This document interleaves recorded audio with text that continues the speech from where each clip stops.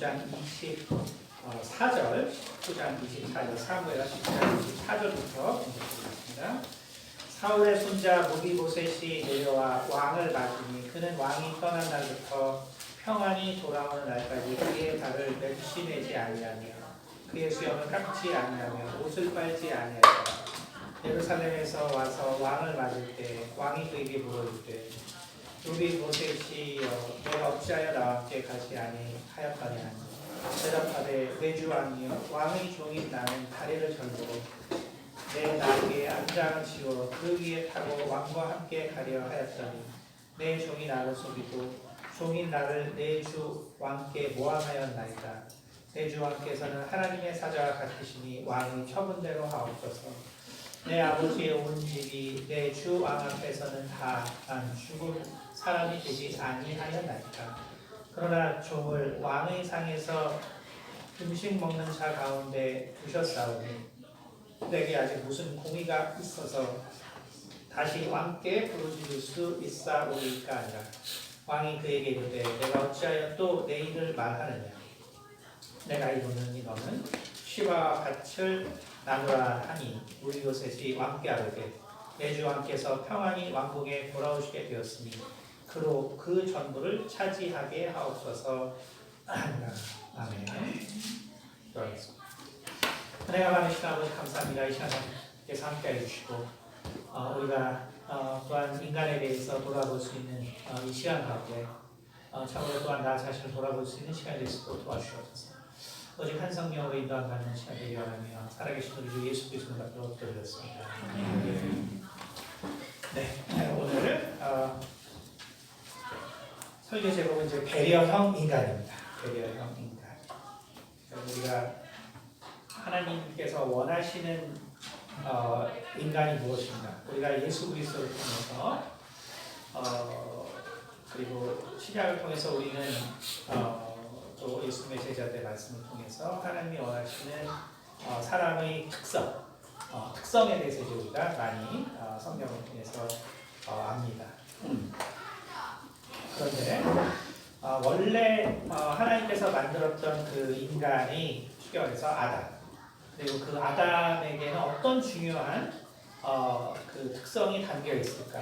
이것을 또 아시겠지만 제가 몇 년간 이렇게 이런 걸 정리하면서 많이 이제 고민하는 부분이었는데 그런데 이제 심리학 용어를 따라서 그 이제 의존형 인간이라는 혹은 의존형 그런 특성 이런 용어를 썼는데 그게 이제 너무 이 심리학적 정의다 보니까 그게 뭐 병적으로 돼 있어가지고 그 용어를 이제 쓰면 이제 안 될 것 같아서 이제 어떤 단어가 좋을까 많이 고민을 하다가 이제 제가 처음으로 이제 배려형 인간이라는 용어를 이제 사용했고요. 그래서 혹시 뒤에 잘 들리시나요? 네, 뒤에 잘 들리세요? 네. 그래서 배려형 인간. 그래서 뭐 맞는지 모르겠는데 영어로는 그 caring human being 이렇게 하는 게 맞나요? caring human being, it makes sense? 네, 그래서 배려형 이라는 제가 용어를 한번 정해봤습니다. 오늘 우리가 이 무비보셋의 이야기를 들으면 참 이걸 이제 깊이 읽어본 사람들은 참 가슴이 아픈 내용이죠, 그렇죠? 쉽게 말해서 사울 그리고 요나단 그리고 요나단의 아들이 바로 무비보셋인데 참 무비보셋의 인생이라는 것이 너무나 사실 참 슬프죠. 네, 슬프고 비참한데 근데 또 무비보셋이 또 하는 얘기를 들으면 야 이거는 이 사람은 과연 비굴한 것인가 혹은 겸손한 것인가 도대체 이 무비보셋이라는 인물이 우리 가운데 주는 메시지는 무엇인가 이제 이런 것들이 항상 해결이 안 되는 것이었죠. 근데 제가 물론 이제 뭐 제가 이제 이런 사역을 오래 하다 보니까 제가 가지고 있는 어떤 질문이기 때문에 여러분은 관심이 없을 수도 있어요. 근데 이제 저는 이제 성경을 쭉 읽으면서 계속 말씀하신 것처럼 제가 말씀드린 것처럼 도대체 아벨이란 인간은 어떻게 그렇게 행동할 수 있고, 그렇죠? 그다음에 또 노아라는 인물은 어떻게 그렇게 한마디도 노아가 무슨 얘기를 했다는 게 안 나오잖아요. 어떻게 그렇게 살 수 있고, 또 에녹이라는 인물은 또 어떻게 그렇게 살 수 있는 것이고. 그래서 제가 이제 그런 이제 질문들이 되게 많아요. 그래서 그 사람들은 도대체 나랑 뭐가 다를까? 애초에 나랑 완전히 다른 어떤 그런 특징이 있을까? 그런 게 이제 평생에 이제 어떤 왜냐하면 이제 읽을 때마다 그런 부분이 이제 해결이 안 되니까 그러다가 이제 제가 나이가 많이 들어서 이렇게 많은 상담을 하다 보니까 결국 하나님이 원하는 어떤 사람의 모습이 있고 그것이 결국 신약에 우리 가운데 주어진 말씀들인데 그러면은 그거를 우리가 애초에 할 수 없는 존재라면은 우리가 항상 기도하거나 혹은 감사하거나 혹은 오래 참거나 혹은 용서하거나 이게 사실 안 되잖아요. 그렇죠? 근데 우리가 근데 애초에 안 되는 걸 그럼 계명으로 주셨나? 그건 아닐 거란 말이에요. 그렇죠? 하나님의 우리가 성품을 보면 그건 아닐 거란 말이에요. 그러면 뭔가 하나님이 주셨는데 죄악으로 말미암아 이제 우리가 그걸 잊어버렸겠죠. 그렇다면은 어쨌든 유전자 가운데 그게 남아있기 때문에 그것이 그 원래의 특성들이 발현되는 사람들을 통해서 결국 우리가 예수 그리스도의 그러한 모습과 그리고 정말 하나님의 역사를 이루어가는 사람들의 어떤 그 성품들을 깨달을 수 있지 않을까라고 오랫동안 생각을 해왔고 그리고 거기에 따라서 이제 제가 성경에 해결되지 않은 인물들 우리가 제가 마리아에 대해서 오래 했지만 정말 그러한 그 마리아 같은 인생을 어떻게 살 수 있는가 볼 때 참 배려형 인간이라는 것이 하나님이 우리를 처음 만들었을 때에 그 모습에 가장 가깝지 않을까 이러한 생각을 했습니다. 오늘 무비보셋도 마찬가지. 우리가 그냥 무비보셋을 그냥 바라보면 이 사람은 그래도 사울 왕의 할아버지고 그 다음에 요나단이 자기 아버지인데 너무 말하는 게 너무 비굴하지 않나 이런 생각이 들지 않아요, 그렇죠?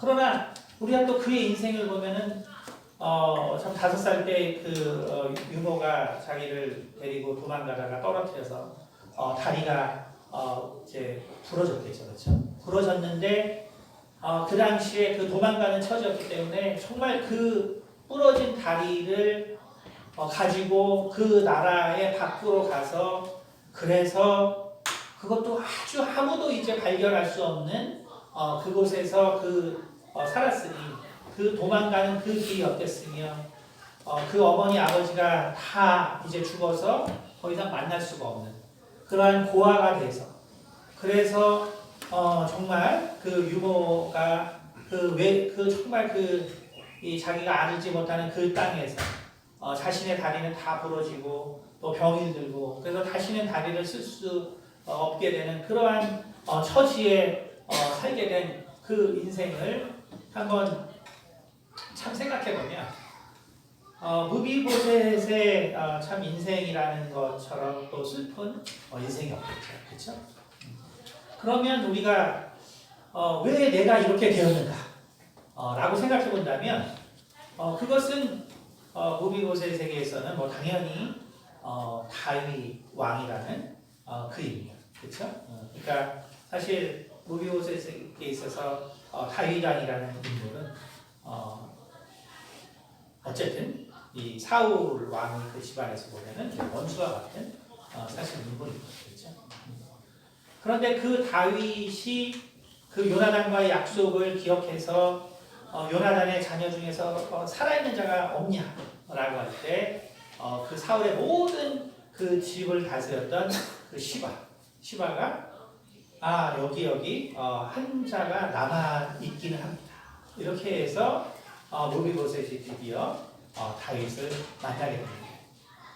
근데 이제 그 만나서부터 다윗 왕에게 하는 말을 보면 나는 그냥 주 앞에 개와 같은 존재입니다. 이렇게 얘기하잖아요. 그렇죠? 자기는 그 다리가 이제 그 부러져서 그 쓸 수 없는 그래서 영구 장애가 된 상황에. 근데 사실은 또 누가라는 그 마가라는 또 아들을 또 뒀거든요. 그러니까 그 아들의 아버지란 말이에요. 근데 다윗 왕이라는 인물이 정말 대단한 인물이지만 그 앞에서 자기를 개로 표현하고 이런 걸 보면은 너무나 참 이 사람의 인생이라는 게 너무나 비굴하지 않나. 그렇죠? 이렇게 이제 보이는 거죠. 그러니까 우리가 그래서 이러한 것을 우리가 이러한 관점에서 보면 우리가 이러한 인물을 우리가 제대로 이해할 수 없다. 왜냐하면 이렇게 생각해봐도 저렇게 생각해봐도 참 어려운 점이 있기 때문에 그런 것이죠. 우리가 그래서 한번 생각해 볼 수 있는 거는 제가 이제 부활절 그 새벽 설교에도 한번 이 부분을 했으니까 한번 시간 되시는 분은 이제 이번 올해 부활절 새벽 설교 한번 들어보시면 도움이 돼요. 약간 이제 연장선상에 같이 있기 때문에 사무엘하 18장에 이런 이야기가 나와 있습니다.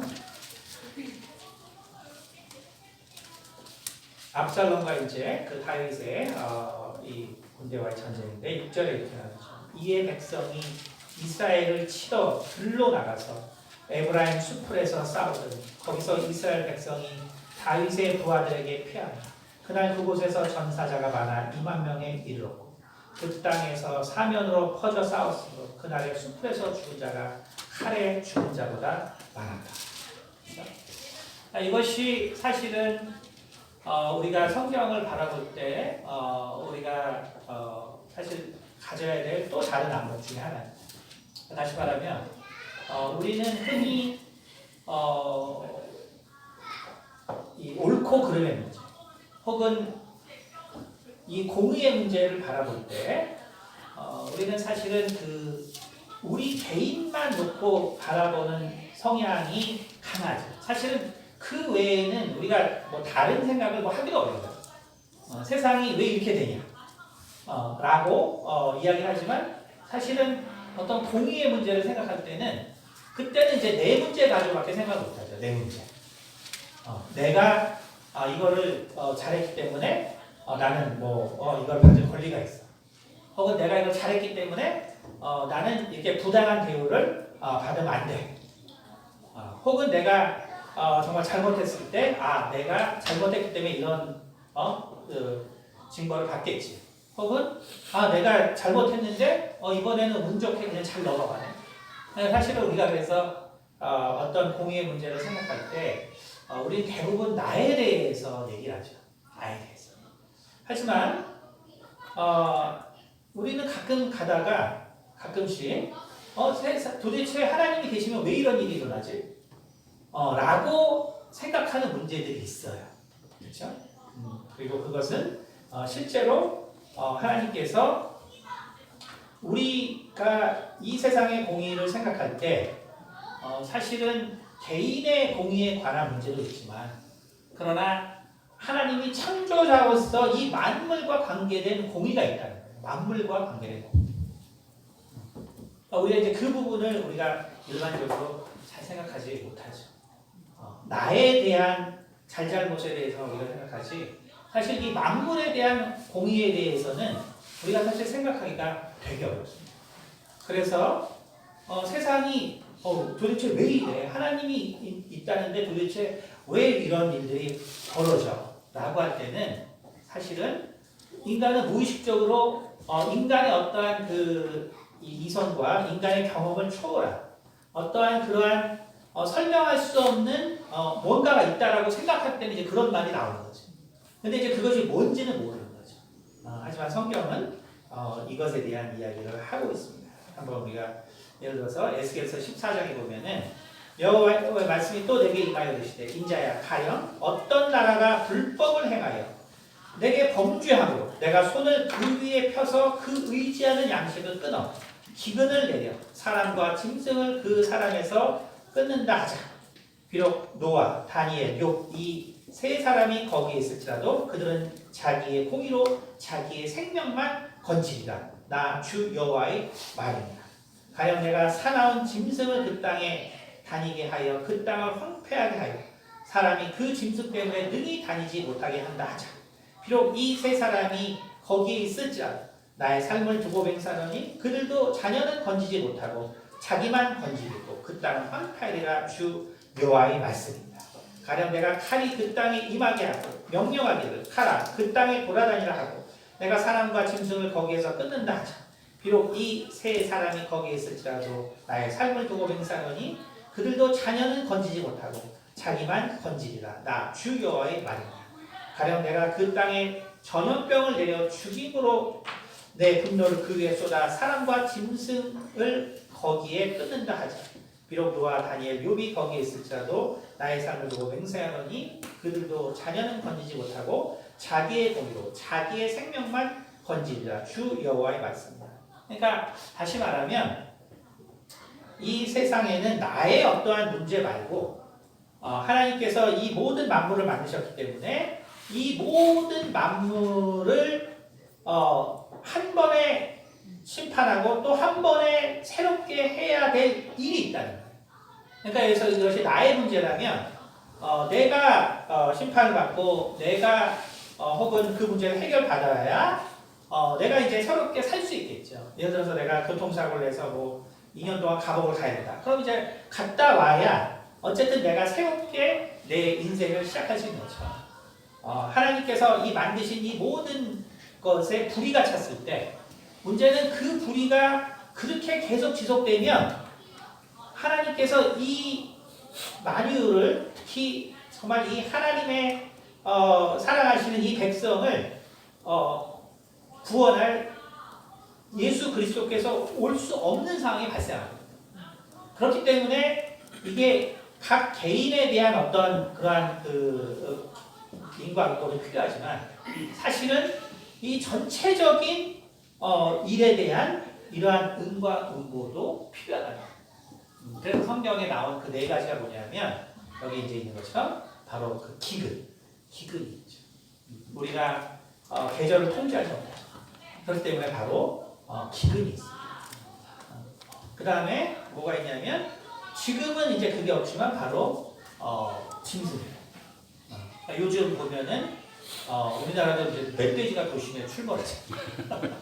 그렇죠? 그러니까 이게 도시화돼서 그런데 뭐 얼마 전에 그 일본에서 곰이 막 자기 새끼 지나가는데 차가 혹시 새끼 잡아가는 줄 알고 차에 달려들어서 차를 막 공격하는 거 보니까 진짜 이 동물들이 인간을 습격하는 시대.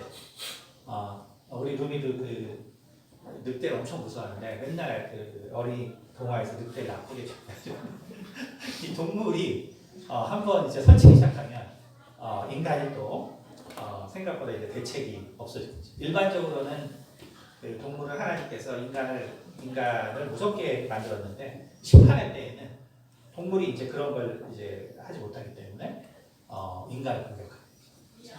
그러니까 기근, 그 다음에 이런 동물들의 공격, 그 다음에 이제 자연재해, 그렇죠? 지진이라든지, 뭐 해일이라든지, 태풍이라든지, 오늘날 이제 이 전체적으로 일어나는 그 자연재해.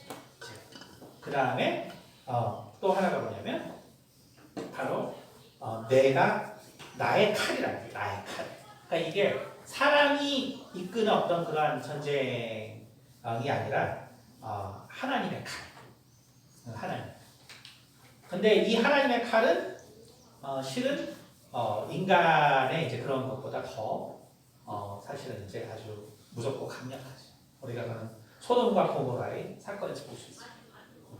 그러면 우리가 생각할 수 있는 건 뭐냐면 그러면은 정말 이 전체적인 쉽게 말해서 우리가 이 전우주적 부패, 그러니까 전우주적 부패라는 거는 뭐 하나님께서 이 지구에만 인간을 만들었기 때문에 전우주적 부패라는 건 결국 인간의 부패를 말하겠지.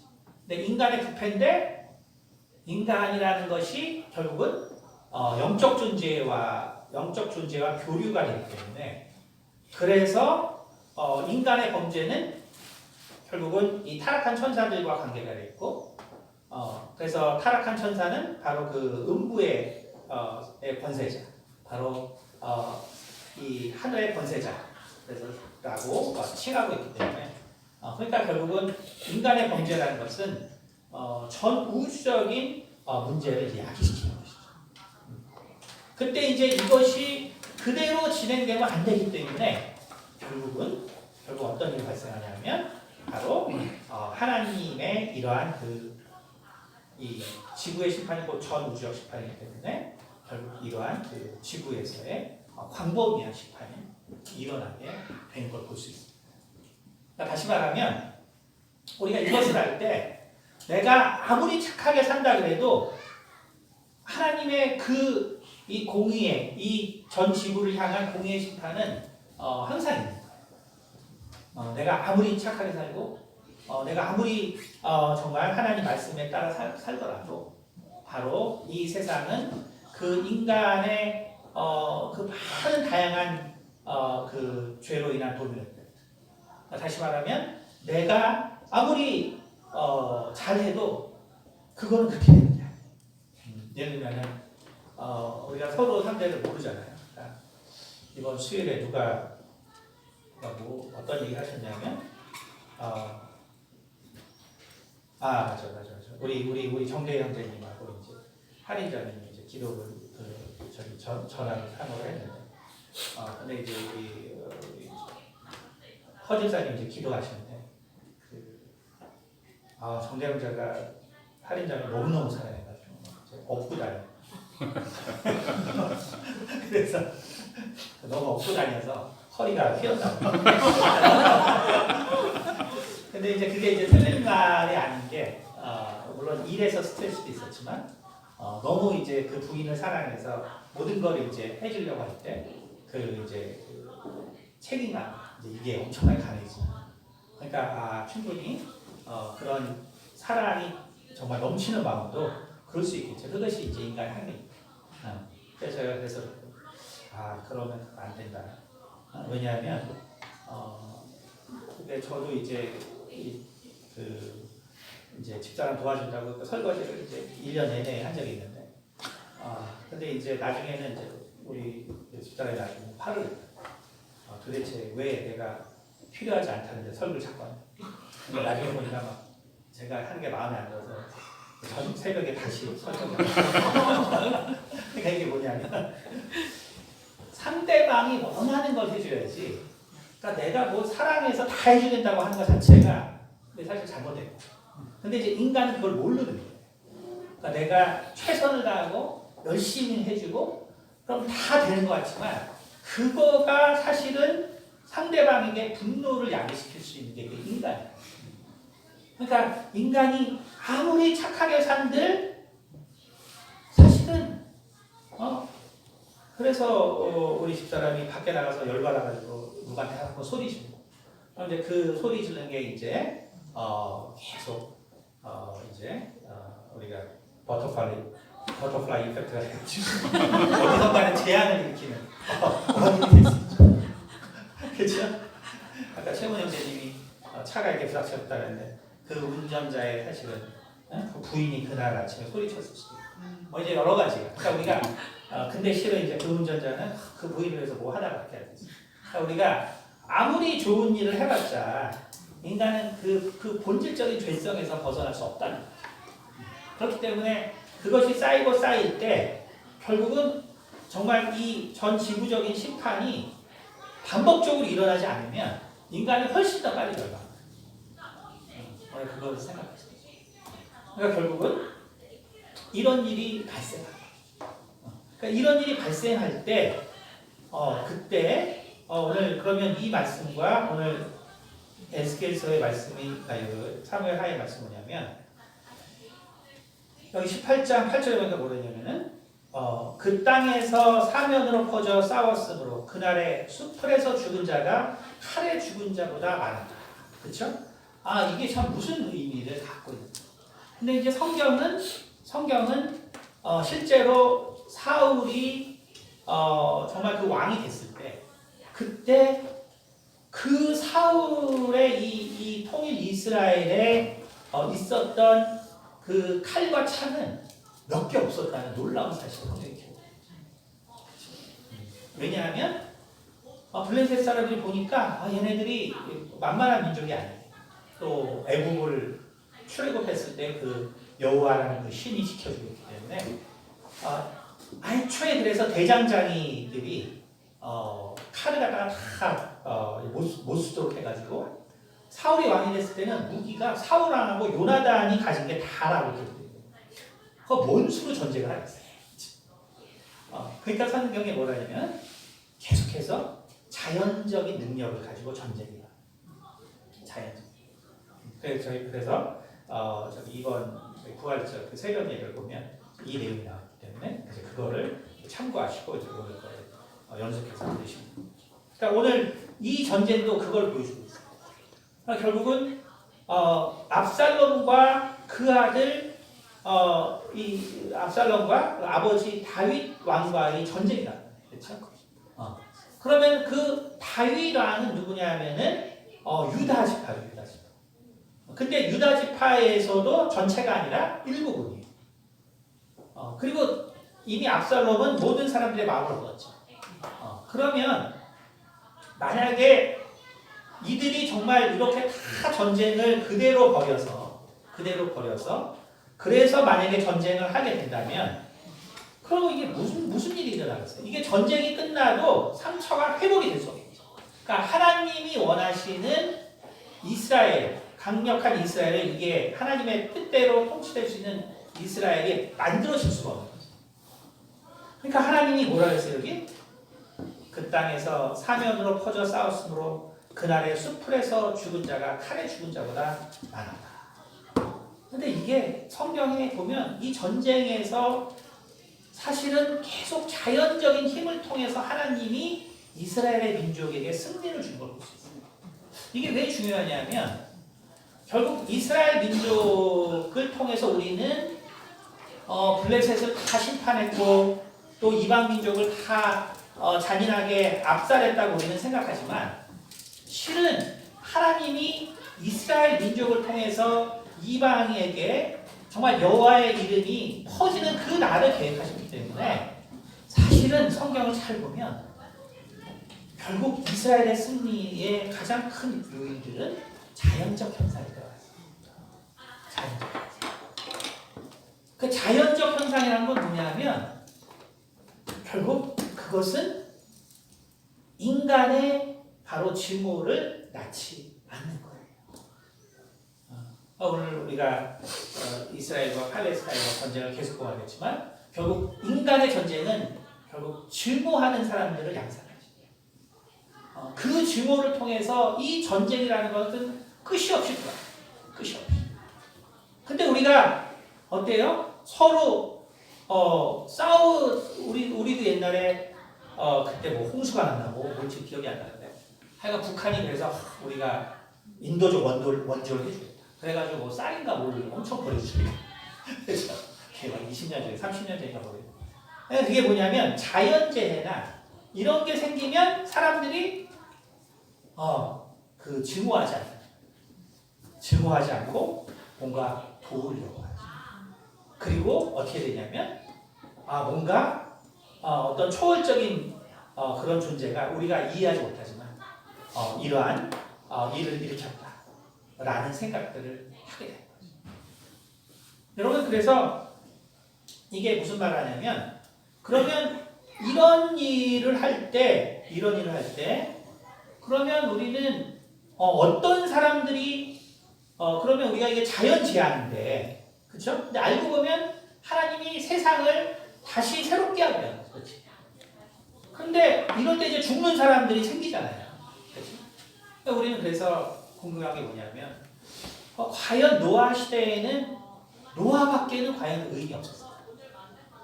노아 시대에는 노아밖에 아닐 거예요. 왜냐하면 다 악하면 노아라는 인물이 그렇게 고귀하게 살아남을 수가 없어요. 실은.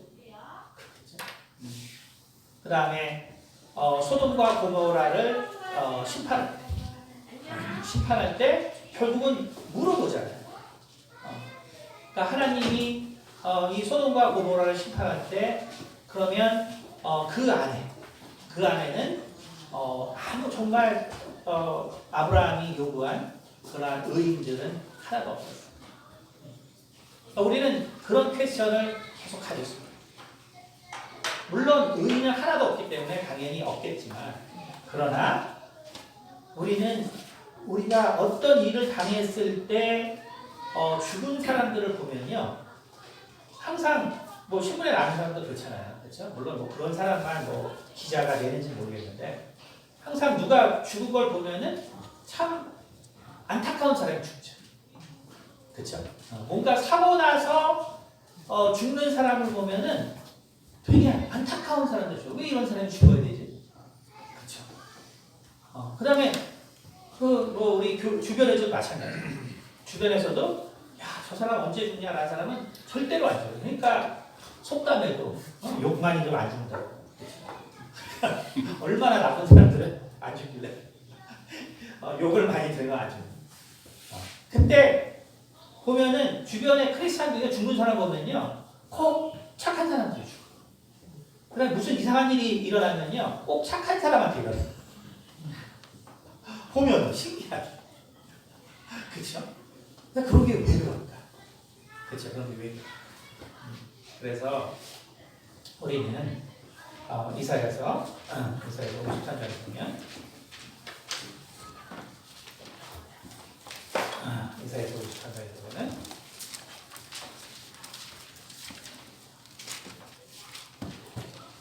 아, 3절에 이렇게 되죠. 그는 멸시를 받아 사람들에게 버림받았으며 간고를 많이 겪었고 질고를 아는 자라. 그렇죠?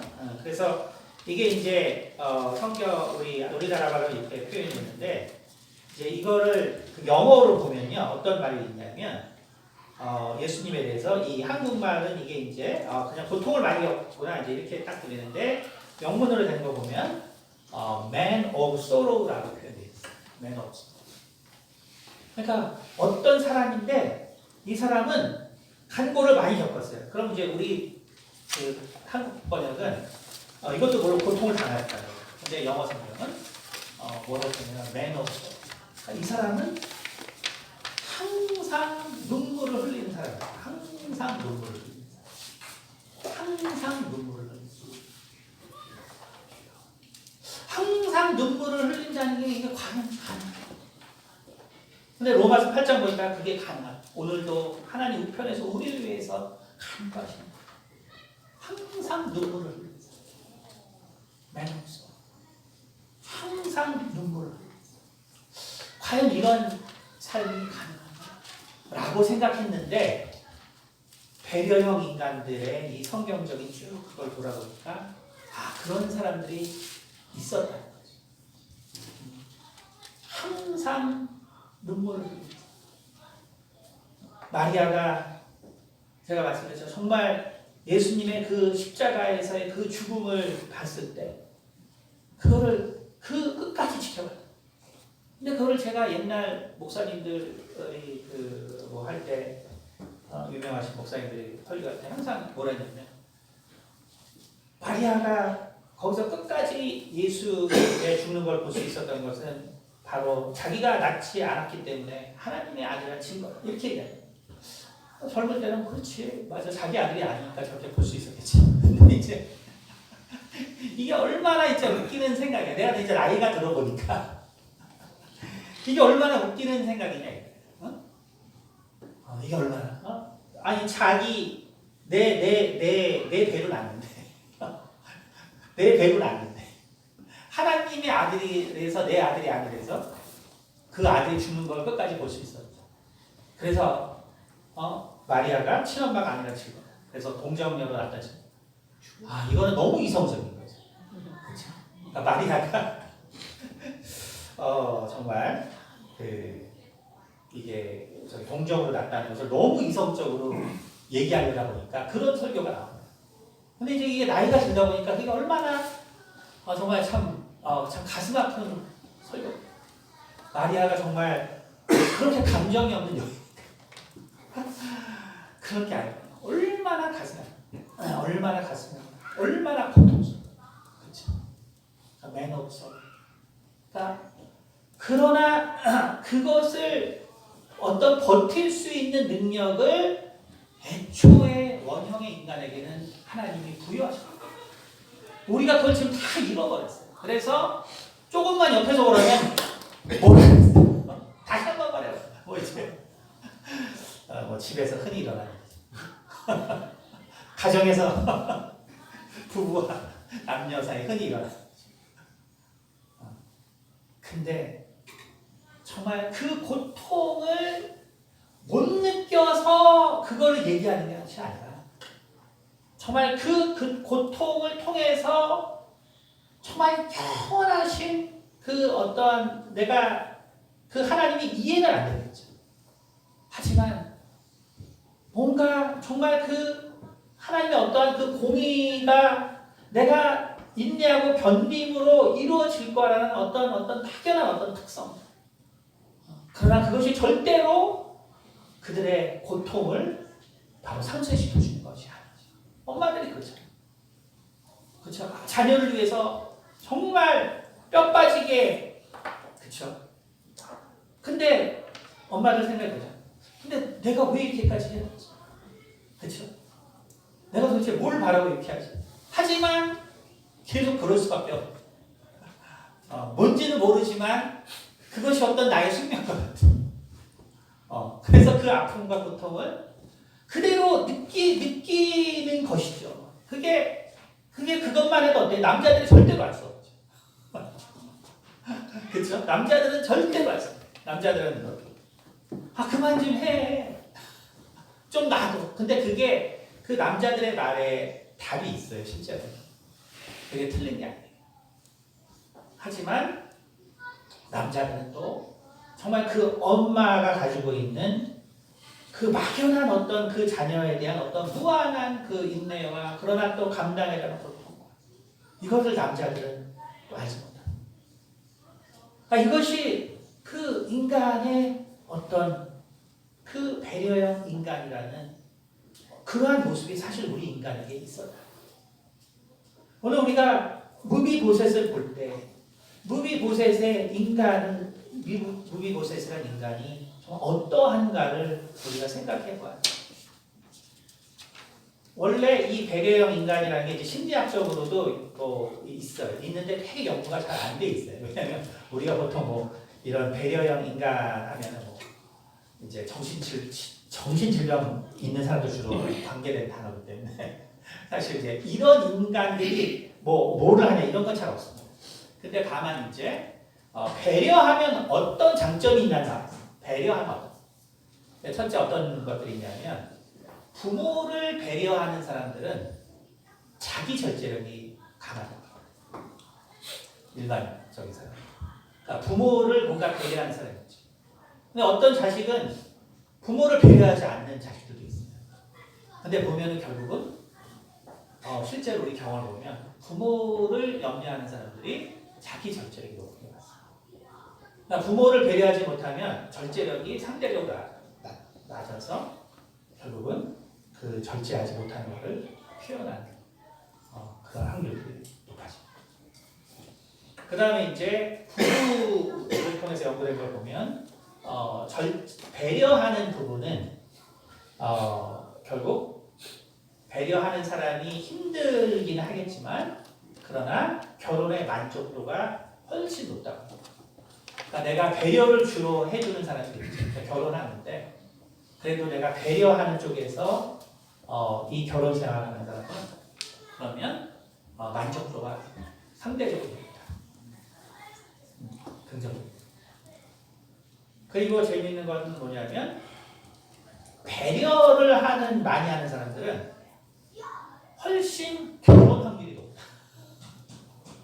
그래서 제가 그래서 이 무비보셋을 보니까 이 사람은 이제 절뚝발이었죠. 그렇죠? 그 다음에 도망가서 진짜 삶을 공개하지 못하고 너무 힘들게 살았잖아요. 근데 마가라는 날, 다리가 지금 못 쓰는데 마가라는 날. 그 다음에 이 사무엘하 이 뒤로 가면은 한번 거기 사무엘하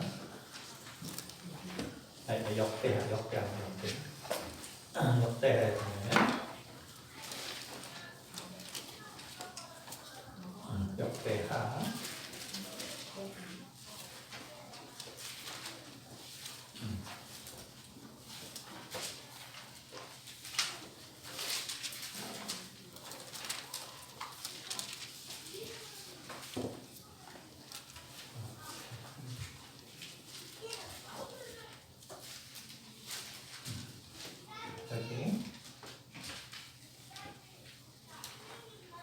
8장으로 쭉 가면은 역대 3, 8장입니다. 역대 3, 8장 위아래 624페이지 보면 이제 이렇게 되어 있습니다. 보면 이제 사울 왕의 계보가 쭉 나오는데 8장 34절 요나단의 아들은 무리발이라 무리발은 미가를 낳고 그래서 무비보셋이 나중에 하나님께서 어떤 계기로 바꿔 주세요. 그 계기는 안 나오지만 수치를 끄는 자라는 의미가 바로 무비보셋이라는 건데 무리발이 그 이름 바뀌기 전입니다. 그래서 무리발은 미가를 낳고 미가의 아들들은 비돈과 멜렉과 다레아와 야스이며 그렇죠? 그래서 쭉 나와서 39절에 보니까 그의 아우 에색의 아들은 이러하니 그의 맏아들은 울람이요 둘째는 여우수요 셋째는 엘리벨렛이며 울림의 아들은 다 용감한 장사요 활을 잘 쏘는 자라 아들과 손자가 많아 모두 150명이었더라 베냐민의 자손들은 이러하였다. 그래서 이게 다 이 무비보셋의 저 자녀 손자 손녀들 계보예요. 근데 이게 왜 중요하냐면 성경에서 실제로 어떤 다윗이나 이 왕가를 빼고 그 자손이 제일 많이 기록됐어요. 이 무비보셋의 자녀들. 그래서 끝에 보면 이렇게 해서도 150명이 더 있다. 이렇게 되어 있잖아요. 그렇죠? 그러니까 무비보셋이 결혼을 한 걸 보니까 정말 아까 뭐랬어요? 배려를 잘하는 사람은 결혼을 할 확률이 훨씬 높다. 그렇다고 싱글이라고 배려를 안 했다는 게 아니라 배려를 많이 하면 훨씬 결혼할 확률이 높다. 그러니까 이게 결국은 우리가 결국 무비보셋의 인생이라는 것이 그렇게 고통스러웠지만 결국 무비보셋은 그러한 고통 속에서 하나님의 역사를 느낄 수가 있었던 것이죠. 왜냐하면 바로 그 아버지 요나단의 믿음이 있었다. 그리고 이사야서 1장에 하나님은 우리에게 뭐냐면 고아와 과부를 도우라고 했고 시편 65편에 보면 하나님은 다윗이 고아와 과부의 아버지가 됐죠. 그러니까 무비보셋은 그냥 5살부터 고아가 돼서 살았어요. 그렇죠? 하지만 그는 배려형 인간이었어요. 바로 요나단 그 아버지의 피를 물려받아서 정말 배려형. 다윗이 그 사울을 정말 피해서 도망갈 때 그 도망가는 순간에 요나단이 다윗을 붙잡고 뭐라고 얘기하냐면 사무엘상 2장 보시면 그 도망가는 순간에 너는 나를 축복하라고 얘기해요. 그러니까 지금 다윗은 지금 도망가다가 정신이 없는데 요나단은 너와 내 정말 자녀 사이에 언약을 맺어서 내 자녀를 축복해. 지금 다윗은 사울 왕 때문에 지금 도망가는 거 정신이 없는데 요나단은 붙잡고 다윗의 그것을 청한다. 하나님의 그 계획과 하나님의 그 뜻을 아는 자예요. 그것이 우리가 정말 이 배려형 인간들이 그 고통과 고난을 느끼지만 결국 이 세상에서 하나님의 뜻은 고통과 고난을 정말 감내하고 그것을 그 마음 가운데서 정말 하나님께 위로받으려고 애쓰는 자들 가운데 하나님의 뜻을 깨달을 수 있는 가능성이 훨씬 높다는 거예요. 훨씬 높다는 거죠. 그러니까 결국 그가 다윗을 만났을 때 무비보셋은 정말 배려형 인간답게 다윗의 안위를 항상 걱정하고 염려했다. 너무나 놀라운 것이죠. 우리가 사무엘 앞에서 아까 처음에 가면 그래서 이제 한번 정리하면서 말씀드리겠습니다. 28절 사울의 손자 무비보셋이 19장 1절입니다. 사울의 손자 무비보셋이 내려와 왕을 맞으니 그는 왕이 떠난 날부터 평안히 돌아오는 날까지 그의 발을 맵시내지 아니하며 그의 수염을 깎지 아니하며 옷을 빨지 아니하였다. 예루살렘에서 와서 왕을 맞을 때, 자 이게 뭐냐면 이제 압살롬과의 전쟁에서 다윗의 장수들이 승리를 하고 이제 예루살렘으로 온 거예요. 근데 그때 사울의 제사를 맡았던 시바가 이제 무비보셋을 이제 모함하죠. 근데 다윗이 도망갈 때 시바가 음식하고 막 가져와서 이제 다윗을 쫓아간다. 그러니까 이제 그 무비보셋 어디 갔냐라고 할 때 앞에 나오죠. 그때 시바가 자기가 왕이 될 줄 알고 예루살렘에 남아있다. 근데 이제 이게 얼마나 말이 안 되는 거야. 지금 예루살렘에는 압살롬이 있잖아요. 그것은 다윗의 아들이잖아요. 그러니까 거기가 전쟁에서 이기면 당연히 압살롬이 왕이 되는 거죠. 그렇죠? 그 다음에 압살롬이 져도 그러면 다윗이 왕이 되는 거고. 그러니까 시바의 거짓말은 말도 안 되는 거짓말. 말도 안 되는 거짓말인데 다윗이 지금 이제 도망가려고 이성을 잃었기 때문에 시바가 지금 무슨 얘기 하는지도 이제 잘 이제 해석을 못 하는 거죠.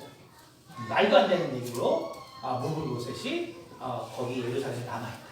이렇게. 근데 이제 25절에 보니까 예루살렘에서 와서 왕을 맞을 때. 근데 이제 요 예루살렘에 와서. 됐죠? 근데 거기 난하주에 보면 뭐냐면 저가 왕을 맞으러 예루살렘에 이를 때 이렇게 돼 있어요. 그렇죠? 그러니까 실제로는 두 번째 해석이 일반적으로 더 히브리적 해석입니다. 왜냐하면 이제 요 말은 이게 이제 스토리가 너무 이상하기 때문에 그래서 영어도 보면은 이제 이렇게 해석한 게 있고 밑에 2로 해석한 게 있어요. 근데 원래 말은 2번이 맞습니다. 그러니까 시바가 말한 것처럼 무비보셋이 예루살렘에 남아있던 것이 아니란 말이에요. 아니고 시바 역시 자기가 절뚝발이기 때문에 왕에게 피해 주지 않을 어떤 광야에 가서 거기서 다윗과 다윗 왕과를 위해서 이스라엘을 위해서 기도했다라고 유대인들이 추측하고 있어요. 그렇기 때문에 예루살렘으로 온 거예요. 그러니까 다윗이 온다는 소리를 들었을 때 결국은 무비보셋도 와서 다윗을 맞은 겁니다. 그러니까 이 무비보셋이란 인물이 뭐라 했어요 여기? 28절 내 아버지의 온 집이 내 주 왕 앞에서는 다만 죽을 사람이 되지 아니하리까. 그러나 종을 왕의 상에서 음식 먹는 자 가운데 두셨사오니 내게 아직 무슨 공의가 있어 다시 왕께 부르줄 수 있사오리까 하니라. 왕이 그에게 이르되 내가 어찌하여 또 내 일을 말하냐. 내가 이르노니 너는 시바와 밭을 나누라 하니. 30절 무비보셋이 왕에게 이르되 내 주 왕께서 평안히 왕궁에 돌아오시게 되었으니 그로 그 전부를 차지하게 하옵소서. 여러분 우리가 이 30절의 말이 우리 마음 가운데 다가오지 않는 것은 그냥 우리가 배려형 인간이 아니라서 우리가 이 30절의 말을 가지고 이 설교 시작할 때 말했잖아요. 이 사람은 피곤한 건가? 겸손한 건가? 모자른 건가? 도대체 이 사람은 뭐 하는 사람이지? 왜 이렇게 말하지? 라고 생각한 것 자체가 우리가 배려형 인간이 아니기 때문에. 무비보셋의 30절의 말은 진실이라는 거예요. 정말 다윗 왕에 대한 진실. 다시 말해서 정말 하나님의 뜻이 있는 사람에 대한 그의 진실. 정말 이스라엘에 대한 진실. 하나님이 통치할 나라에 대한 진실이었다. 하지만 우리가 배려형 인간이 아니기 때문에 벌써 이 사람이 좀 이상하다 이렇게 나옵니다. 여러분 우리는 죄악으로 말미암아서 우리에게 이러한 모습이 과연 있을까 우리는 많은 퀘스천을 갖고 있죠. 하지만 우리가 성경을 바라볼 때 결국 하나님이 원하시는 것은 하나님이 만드신 이 인간의 모습을 우리가 회복하기를 원하시는 거예요.